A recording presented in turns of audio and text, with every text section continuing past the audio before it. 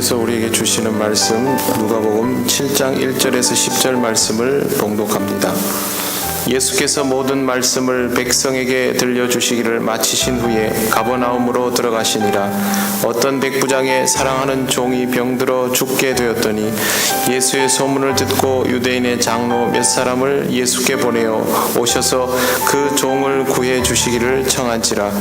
이에 그들이 예수께 나와 간절히 구하여 이르되 이 일을 하시는 것이 이 사람에게는 합당하나이다. 그가 우리 민족을 사랑하고 또한 우리를 위하여 회당을 지었나이다 하니 예수께서 함께 가실새 이에 그 집이 멀지 아니하여 백부장이 벗들을 보내어 이르되 주여 수고하시지 마옵소서. 내 집에 들어오심을 나는 감당하지 못하겠나이다. 그러므로 내가 주께 나아가기도 감당하지 못할 줄을 알았나이다. 말씀만 하사 내 하인을 낫게 하소서. 나도 남의 수하에 든 사람이요 내 아래에도 병사가 있으니 이더러 가라 하면 가고 저더러 오라 하면 오고 내 종더러 이것을 하라 하면 하나이다. 예수께서 들으시고 그를 놀랍게 여겨 돌이키사 따르는 무리에게 이르시되 내가 너희에게 이르노니 이스라엘 중에서도 이만한 믿음은 만나보지 못하였노라 하시더라. 보내었던 사람들이 집으로 돌아가 보매 종이 이미 나아 있었더라. 아멘. 벌써 9월 말이 되었습니다. 1년 중에 4분의 3 정도가 지났는데 올해는 어느 때보다 환자가 많았던 것으로 기억이 됩니다. 예전부터 환자는 많기는 했습니다. 제가 예전에 부목사로 사역하던 교회 규모가 지금 우리 교회 10배 정도 되는데 환자 빈도로 치면 별로 차이가 없다고 느낄 정도로 환자가 많기는 합니다. 그런데 올해는 유독 질병과 사고로 인해서 고생하는 분들이 많은 것을 느꼈습니다. 그래서 저도 모르게 이런 생각을 했습니다. 지난 9개월 동안 몸이 아프거나 마음에 병이 들거나 하지 않은 사람이 과연 우리 중에 몇이나 될까?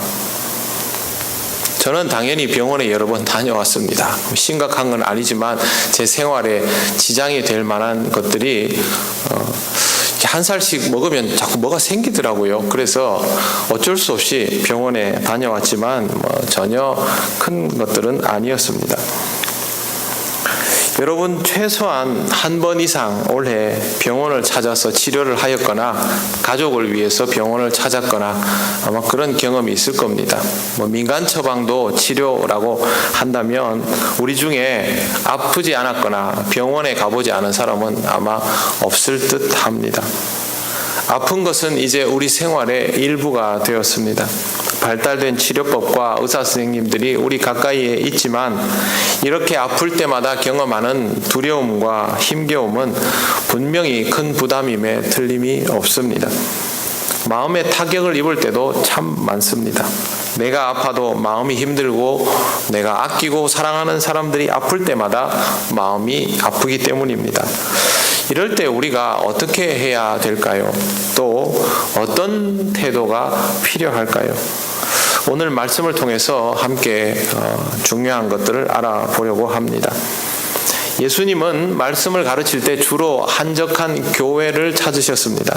사람들이 많은 곳에는 소란도가 높아서 가르치고 듣는 데 어려움이 있기 때문이었습니다. 그러나 말씀을 마치신 이후에는 다시 마을로 들어오셔서 식사를 하고 또 잠을 청하고 하셨습니다. 이날도 여느 때와 마찬가지로 말씀을 들려주신 이후에 가버나움으로 들어가셨습니다.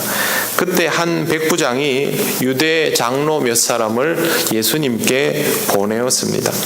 자기가 사랑하는 종이 병이 들어서 유대 장로들에게 부탁을 한 것입니다. 오늘 본문과 같은 사건을 다루고 있는 곳이 요한복음 4장입니다. 그곳에는 종이 아니라 아들로 표기가 되어 있고 또 누가복음 기록자는 종과 아들이라는 단어를 동의어처럼 사용하고 있습니다. 중요한 것은 백부장이 정말 아끼고 사랑하는 작은 사람이 굉장히 중한 병에 걸려 있다라는 것입니다.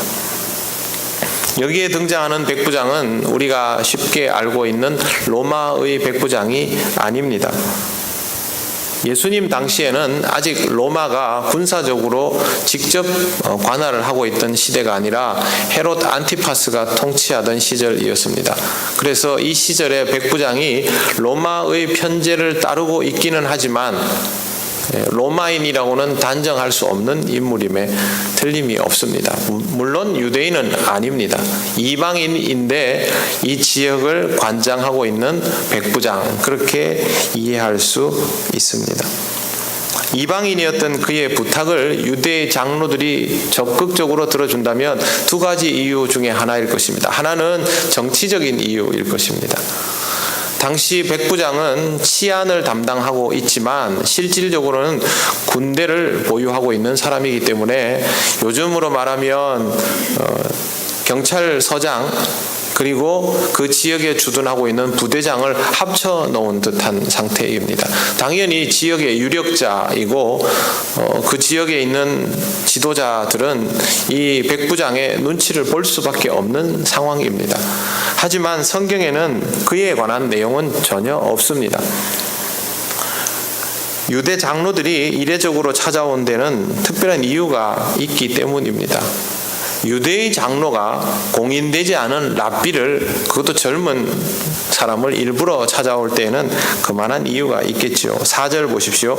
이에 그들이 예수께 나와 간절히 구하여 이르되 이 일을 하시는 것이 이 사람에게 합당하니이다.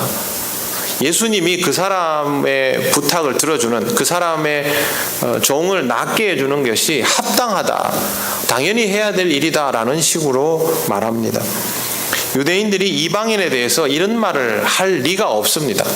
아무리 정치적인 이유라도 이런저런 핑계를 들어서 회피해버릴 사람들이지 이방인의 부탁을 들어주지 않습니다.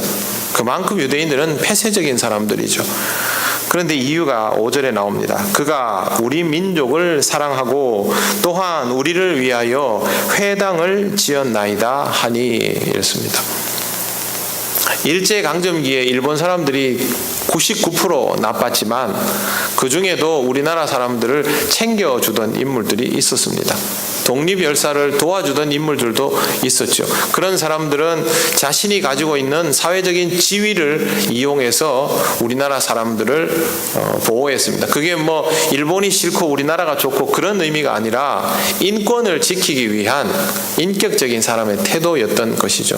이를테면 여기에 나오는 백부장의 모습이 그와 같았습니다. 이 사람은 유대인들을 관리하고 통제해야 하는 사람인데 놀랍게도 이 사람이 유대인들에게 회당을 지어주어서 그들의 신앙생활이 원활하도록 해주었던 것입니다.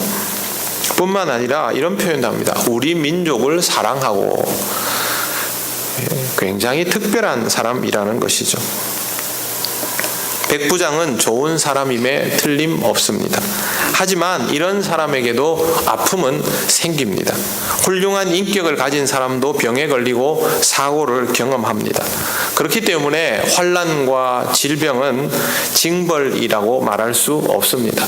환난과 질병이 징벌이라면 하나님은 부당한 일을 많이 행하시는 분이 되어버리기 때문입니다. 아픈 것은 분명히 힘든 일임에 틀림이 없습니다만 이 아픔은 새로운 계기가 되기도 합니다. 백부장도 그랬습니다. 주님을 청하였던 것으로 보아 주님에 대한 소문을 들었음에 틀림없지만 이날까지 예수님은 그에게 특별한 의미가 있는 대상은 아니었습니다. 필요가 없었죠. 하지만 이날 주님은 그에게 특별한 의미였습니다. 그를 자기가 사랑하는 종을 살릴 수 있는 이가 바로 이분밖에 없다라는 것을 믿었기 때문입니다. 어느 날 자신이 아끼던 사람이 아프면서 주님이 필요해진 것입니다. 이 순간이 바로 주님을 만날 기회입니다. 아픔은 결과가 아닙니다. 아프면 그것이 끝이라고 여겨질 때가 참 많지만 오히려 아픔은 계기이고 동기입니다. 그것이 결과로 받아들여지는 사람은 낙심하고 절망합니다. 하지만 또 다른 시작이라 여기는 사람은 동기가 되고 기회가 되는 것입니다. 납득할 수 없는 아픔이 우리에게 다가올 때가 참 많습니다. 열심히 살았는데 왜 나한테 실패가 주어지고, 지금쯤이면 육체가 쉴 수 있는 나이가 되었는데 왜 나에게 질병이 다가오고, 이제 마음의 여유를 가지고 가족을 돌아보려고 하는데 그 가족이 갑자기 아파오고. 저도 여러분들이 아프지 않도록 매일 기도합니다. 요즘엔요, 정말 자기 전에도 생각이 나서 기도하고, 새벽 기도 나오기 전에 눈을 뜨면 그거부터 기도합니다. 근데 그러고 나서 교회에 오면요, 또 누가 입원했다고 전화 옵니다. 참 마음이 힘듭니다. 제가 그냥 아프면 속 편하겠는데 그것도 아니고, 제가 아프면 더 큰 일이 일어나겠죠. 주일날 설교할 분이 당장 없어지니까. 그럴 때마다 분명히 힘들고 어렵습니다. 하지만 이것은 우리의 종착점이 아닙니다. 이 사건을 통해서, 이 상황을 통해서 새로운 무언가가 나에게 일어나기 시작하는 것이고, 그것은 바로 하나님의 작용입니다. 영혼을 바라보는 우리에게 끝이란 없습니다. 그렇기 때문에 여러분이 경험하고 있는 순간들을 끝이라는 생각으로 채우지 마십시오. 이것을 통해서 하나님이 나에게 무엇을 말씀하시나? 이것을 통해서 내게 어떤 변화가 일어나게 될까? 하나님이 이것을 통해서 어떤 계기를 주실까? 그 부분을 먼저 떠올려 보시기를 바랍니다. 이게 바로 하나님을 믿는 자가 가져야 할 기본적인 태도입니다. 이제 유대 장로의 요청으로 예수님은 백부장의 집을 향해 가십니다. 그들이 예수님께 요청한 이유는 백부장의 집을 방문하시고 그 사람의 머리에 손을 얹든지 뭘 말을 하든지 해주셔야 종이 낫겠다고 생각했기 때문입니다.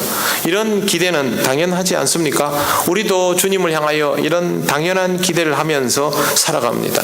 주님이 내가 원하는 순간에 내가 기대했던 방법으로 나에게 딱 맞게 치유와 회복의 역사를 이루어 주소서. 이게 우리가 기도하고 바라는 일입니다. 그런데 백부장은 달랐습니다. 그는 얼른 친구를 추가로 보내서 예수님께 이렇게 말씀을 드립니다. 6절 말씀 한번 보시겠습니다. 주여, 수고하시지 마옵소서. 내 집에 들어오심을 감당하지 못하겠나이다. 누구보다 주님을 고대하는 자이지만 수고는 하지 말라고 합니다. 그렇게 말하는 이유는 자신이 주님을 감당할 수 없다고 생각했기 때문입니다. 우리 집에 들어오는 것을 감당할 수 없다. 이렇게 우리 그런 말들 하지 않습니까? 이렇게 누추한 곳에, 바로 그런 식입니다. 집이 누추해서는 아니죠. 백부장 집이 누추하면 그 동네 안 누추할 집이 어디 있겠습니까? 주님 앞에 자신의 존재가 그렇다라는 뜻입니다. 바람은, 주님을 만나고자 하는 바람은 가득하지만 주님께 내가 기대하는 방식으로 요구를 하는 것은 아닌 것. 이게 바로 백부장의 모습입니다. 존귀한 주님을 대하는 백부장의 마음을 눈여겨볼 필요가 있습니다. 사실 그 지역에서 백부장이 존귀히 여길 만한 대상은 없다시피 합니다. 나사렛에서 온 비공식 젊은 랍비는 더더욱 존귀의 대상이 될 수 없습니다. 하지만 그는 지금 오시는 분이 어떤 분인지를 알고 또 믿고 있었습니다. 주님을 알아차릴 수 있는 안목이 그를 더욱 겸손하게 만들었던 것입니다. 우리의 지식이나 사회적 지위나 연륜과 경험으로 인하여 내가 누리는 삶의 편의로 인해서 주님을 필요로 하지 않는 만큼의 인생이라고 생각한다면 어려움이 생기는 사건은 우리로 하여금 주님 앞에 겸손할 수 있는 기회입니다. 하지만 그럼에도 불구하고 내가 가지고 있는 것, 통역말로 하면 내가 낸데, 이런 스타일의 생각으로는 결코 주님의 진 면목을 알아볼 수가 없습니다. 우리는 이 기회를 통하여 주님의 은혜를, 또 주님의 임재를 알아차릴 줄 알아야 합니다. 지금 내 삶에 공허함이 시작되었구나, 내 인생의 한 곳에 큰 구멍이 났구나, 이걸 어떻게 내가 메울까? 그는 하나님을 생각지 않는 태도이죠. 하나님께서 이 구멍을 어떻게 메워주실까? 그게 바로 하나님을 생각하는 사람의 태도입니다. 여러분의 삶에 나 있는 커다란 구멍을 여러분 스스로 메우려고 하지 말고 하나님이 나에게 더욱 깊이 들어오실 수 있는 기회라고 여기시기를 바랍니다. 그래야 은혜가 여러분에게 임하는 법입니다. 백부장은 겸손하였지만 한없이 스스로를 낮추기만 하는 사람은 아니었습니다. 그에게는 분명한 믿음이 있었습니다. 7절 보십시오. 그러므로 내가 주께 나아가기도 감당하지 못할 줄을 알았나이다. 그 다음이 중요합니다. 말씀만 하사 내 하인을 낫게 하옵소서. 자기는 주님을 감당할 수 없는 존재이니 오실 필요까지는 없고 말씀만 해주시면 내 하인이 낫습니다. 예수님이 직접 오시지 않아도 병이 든 사람 앞에 오셔서 죄사함의 선언을 하지 않아도 만져주시지 않아도 원하시면 그냥 나을 수 있다는 겁니다. 아무것도 없이. 실제로 오늘 본문에는 예수님의 어떤 선언도 없습니다. 그런데 그가 이렇게 말하는 이유가 있습니다. 그의 믿음에는 이유가 있죠. 8절 보십시오. 나도 남의 수하에 든 사람이요 내 아래에도 병사가 있으니 이더러 가라 하면 가고 저더러 오라 하면 오고 내 종더러 이것을 하라 하면 하나이다. 백부장은 조직 속에 있는 인물이죠. 명령을 받아본 사람이고 명령을 내려본 사람이고 누구보다 명령체계에 익숙한 사람입니다. 그래서 높은 사람이 낮은 사람에게 명령 내리면 따라야 된다고 압니다. 그런데 백부장이 이 말을 하는 이유는 무엇일까요? 존귀한 분이 명령을 내리면 존귀하지 않은 자는 따를 수밖에 없다는 거예요. 백부장도 당연히 따라야 되고 여기에 예수님을 만나는 사람들도 전부 따라야 되고 뭐까지 따라야 됩니까? 질병도 존귀한 자를 따라야 되는 거예요. 왜? 이분이 하나님께서 보내신 자임을 백부장은 믿고 있기 때문에. 여기에는 지금 상하 개념만 존재하죠. 높은 자가 낮은 자에게, 높은 이가 누군가에게 그 무엇에게 명령 내리면 따를 수밖에 없다. 그래서 주여 명령만 내리소서입니다. 완벽한 복종의 모습, 완벽한 순종의 모습입니다. 예수님은 이런 백부장의 말을 듣고 놀라셨습니다. 그리고 이렇게 말씀하십니다. 이스라엘 중에 이만한 믿음은 만나보지 못하였노라. 성경에서 예수님이 사람을 보고 이렇게 감탄하시고 놀라신다는 장면이 있습니까? 없습니다. 놀랐다라는 말은 예상을 뛰어넘었다입니다. 예수님은 예상하지 못하는 수준의 분이 전혀 아닙니다. 그 이상을 알고 계시는 분이죠. 그런데 백부장의 태도는 그 이상의 놀라움이었던 것입니다. 주님께 간청하던 사람들의 모습과는 확연히 달랐던 것입니다. 그의 경건함과 겸손함이 주님이 이제껏 만났던 어떤 사람보다 더했다는 것이고 집에까지 올 필요가 없다고 말씀드린 그 믿음이 누구의 믿음보다 컸다는 말입니다. 근데 더 놀라운 것은 그가 바로 이방인이라는 것입니다. 주님을 직접 만날 기회도 없었던 이방인이 마음껏 주님을 만날 수 있었던 유대인보다 예수님이 뭘 말씀하시면 이게 율법에 있는 뭘 재해석한 거라는 것을 뻔히 다 알고 있는 그런 유대인보다 훨씬 더 절대적인 순종을 하고 있다는 사실, 이게 바로 예수님을 놀라게 한 겁니다. 쉽게 말씀드려서 우리말을 잘 알고 있는 우리가 우리 역사의 소중한 가르침을 모르고 있는데 우리말을 하나도 모르는 러시아 사람이 와서 우리나라 역사의 의미들을 꿰뚫고 있다면 기가 찰 일 아니겠습니까? 지금 이방인의 태도가 그 이상이라는 뜻입니다. 사랑하는 사람이 아프지 않았다면, 그래서 위기라고 의식되지 않았다면 그의 믿음이 드러날 기회가 있었을까요? 없었을 것입니다. 백부장 자신도 주님을 향하여 그럴 만큼의 마음이 있었다는 사실은 알지 못했을 것입니다. 그렇기 때문에 아픔은 힘든 것이지만 그 아픔 자체가 우리에게 소중한 기회가 되고 있음을 생각할 필요가 있습니다. 몸이 아파서 하루하루 힘든 시간, 갑작스러운 사고나 사건으로 감당하기 어려운 현실들, 생각지도 않게 시작된 내 마음속의 우울함, 가족이 아프게 되면서 모든 것이 꼬여버린 것 같은 상황들, 분명히 힘들고 어렵습니다. 옆에 있는 사람들이 위로의 말을 해주고 기도해 주어도 감당하는 사람은 자기 자신이기 때문에 견딜 수 없습니다. 하지만 바로 이 순간이 주님을 쳐다볼 수밖에 없는 순간이라는 사실을 인정하며 살아가시기를 바랍니다. 그리고 여러분의 믿음의 실체를 확인할 수 있는 기회입니다.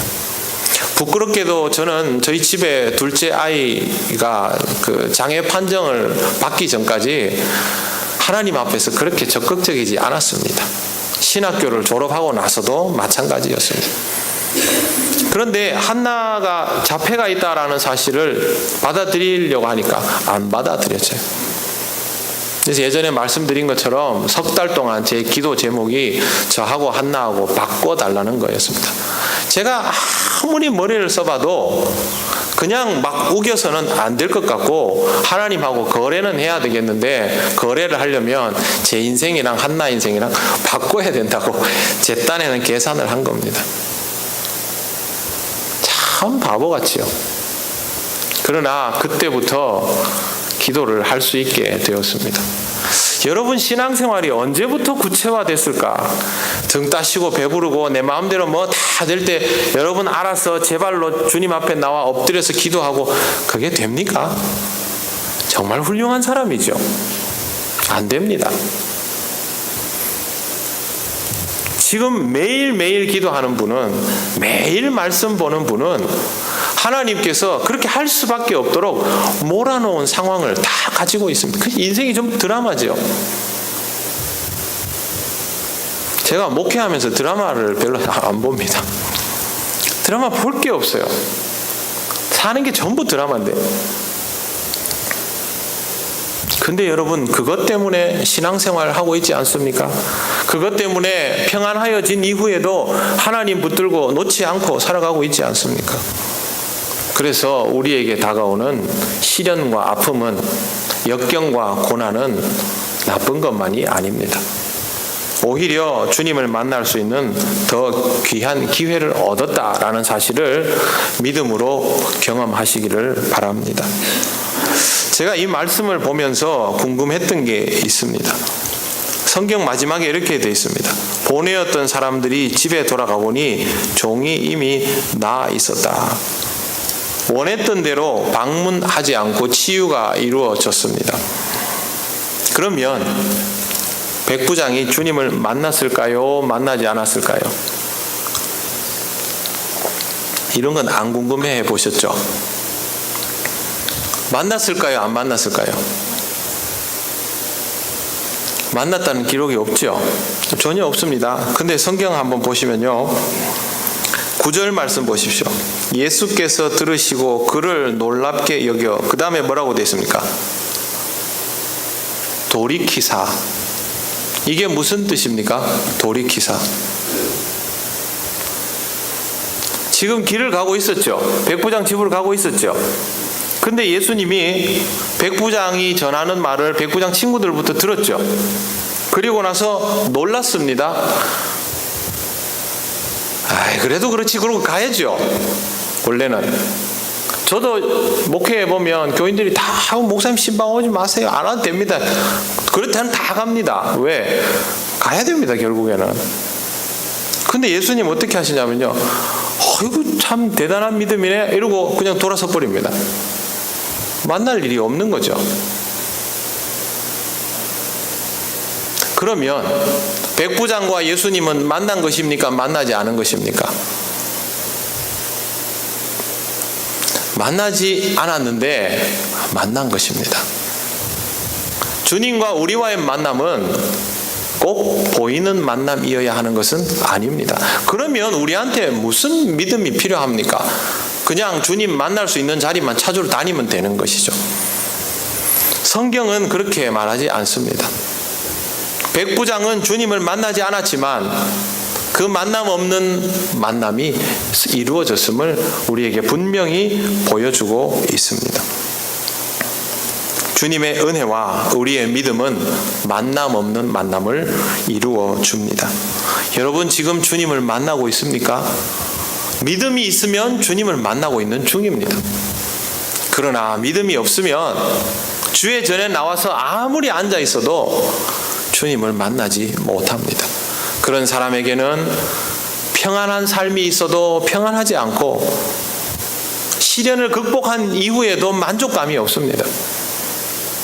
하지만 믿음으로 주님 앞에 있는 사람은 주님을 만나지 못해도 이미 만난 것이고 시련과 실패를 경험하고 있고 아픔과 질고 속에 있어도 이미 거기에 대한 답을 가지고 소망 가운데 살아가고 있는 것입니다.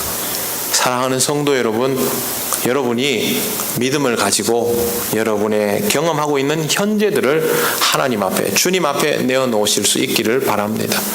힘들지 않다는 거 아닙니다. 힘듭니다. 아무도 이해할 수 없는 힘들고 어려움입니다. 그러나 주님은 아시고 주님은 여러분의 믿음에 반응하여 주시고 거기에 합당한 치유와 회복의 역사를 이루어 주실 것입니다. 그리고 그 믿음 흔들리지 않을 때 여러분의 믿음을 놀랍게 여기고 그것을 귀하다 여겨 주실 것입니다. 믿음으로 오늘의 현실 앞에 서고 믿음으로 주님을 만나시는 여러분 되시기를 바랍니다.